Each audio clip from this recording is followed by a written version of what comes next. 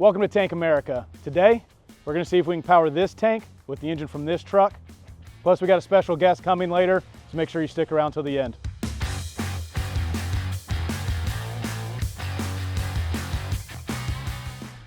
Welcome to Tank America, the #1 tank driving attraction in the country and the only one in the state of Florida.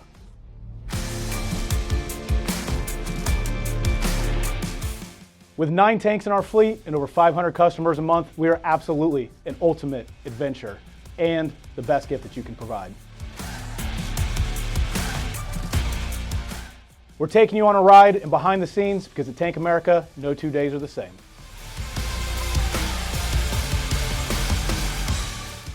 And when it comes to tanks, everything's bigger, everything's heavier, and just a little bit more fun. It's a beautiful day here at Tank America, and we've got something crazy for you. So to start things off, we're gonna see if this Ram 2500 diesel engine can power one of our tanks. So when we buy these tanks, they come with late 60s era Rolls-Royce engines in them. And as you can imagine, a late 60s Rolls-Royce engine takes a lot of work and it's hard to find parts. So 5 years ago, we started a project where we repowered them all with modern engines. This makes it much easier for us to go down to the auto parts store. We can find anything we need, and that's what we're doing today. So if you saw in our last video, we had a problem with a catastrophic failure on one of our engines. The easiest way for us to get another engine was to buy one of these trucks, rip the engine out of it, modify it, and put it into one of our tanks. Truck's here, it doesn't run, so that's gonna be a challenge. And so what we gotta do, get it off the trailer, get it into the bay. That's gonna be a team effort, pretty much. The transmission's shot, so we can fire the engine, but it doesn't go anywhere. So it's gonna be, we're gonna drag it around with the skid steer outside, get it in the shop.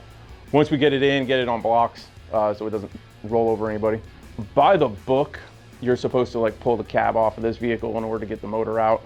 So we cut corners here, including body parts. So that's how we get the engines out.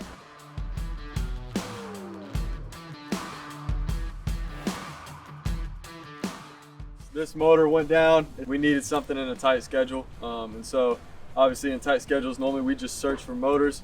This one happened to be in the truck. There was a guy in St. Cloud. His buddy did a swap on this body. And so the transmission went out. He didn't want the engine anymore. We came out, we took it off his hands, pulled it out, stuck it in the tank behind me, and then sent it back up. It was just something we could do quick and in a hurry, and we got it up in time.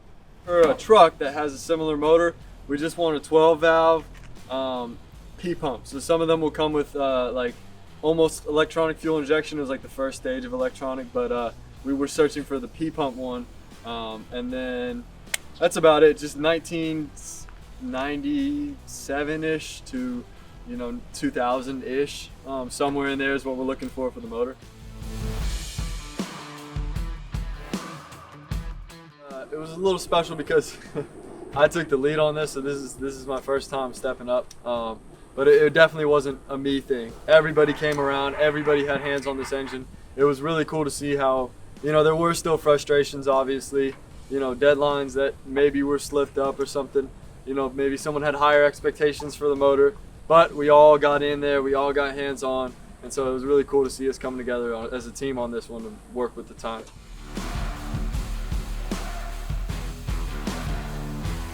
One of the reasons why we went with the Cummins motor is pretty much it's one of the most reliable diesel motors ever made.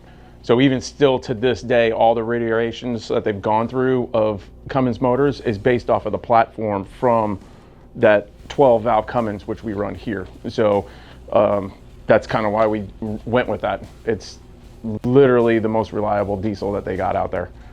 Yeah, we're looking for the motor, but there is a specific set of gears that we're looking for. And the reason why is because we run no electronics on these motors. Because mechanics nowadays, they all go to OBD2, which is the little scan tool that goes in your car. So if you go into your car, it's an OBD2, they plug it in and then the scanner tells them what to do, the different tests to run, and then it says, oh, it could be these things. This engine is mechanics 101. Now, once we get the engine out of the vehicle, out of the truck, it doesn't just stop there because the engine that it's, the state that engine is in, there's a lot of stuff that has to be switched out, pulled off, and our stuff needs to go on. So The alternator brackets are different from truck to truck. Power steering pumps, accessory drives, things like that. The belt that actually runs all your drives on the front, all that stuff has to come off because we need to put ours on. So once we get the engine out, then we're going to basically strip all the accessories off of it. Your AC, your power steering pump, your accessory drives, the alternator, all that stuff's gonna come off. We strip the engine all the way down, basically to just a block pretty much. And then we start putting all of our stuff, our custom specific stuff to make our system work.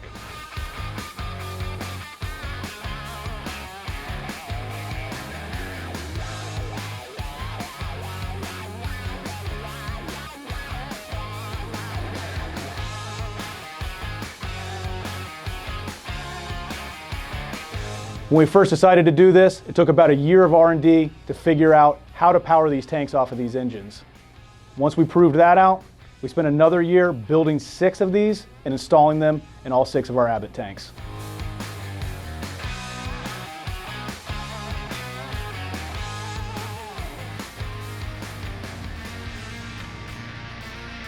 So I've said it before and I'll say it again. You never know what's going to come up or come across my desk here. And that's what happened when the Sheriff's Department called me and said that they had an idea for something that they wanted to do. Their idea was to bring a motorcycle out that they needed to crush. And without a hesitation, I said, yeah, we can make that happen for you. Rick Staley, I'm the Nice sheriff. to meet you, John Kinney. Hey, I'm the John. Sheriff of Tank America. Okay. Nice to meet you I'm guys. Mark.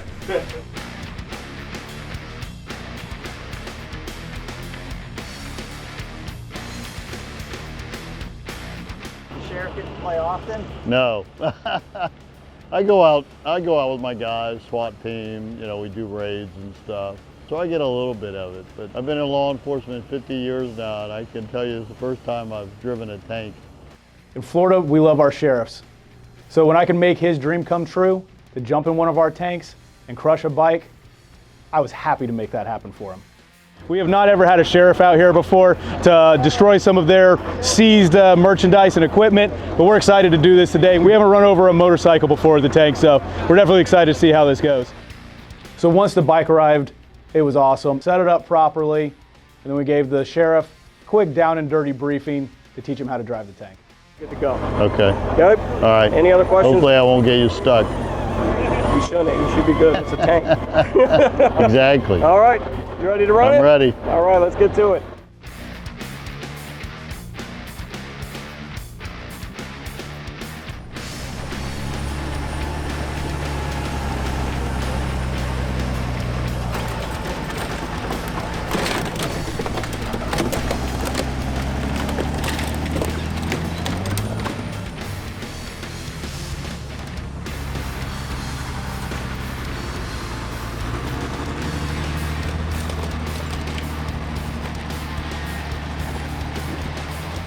Flip that up and then move your lever forward, and we're going to start backing it up, right? So once we get cleared back here, that's what we're going to start doing. All right, we're going to run this thing over one more time. Running the tank over, we were like teeter-tottering.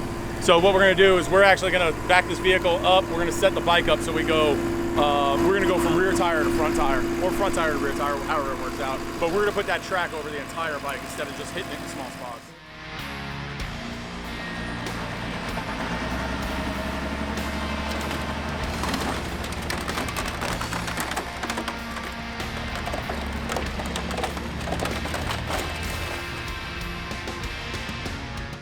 So we call that a can opener. That's what I kind of figured we needed for that.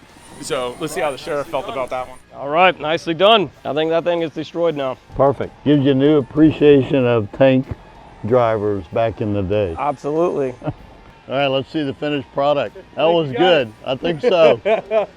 I don't think he'll ever run again from law enforcement. Not on that bike. No, That's pretty good destruction right there. I think so, yeah. Thanks so much.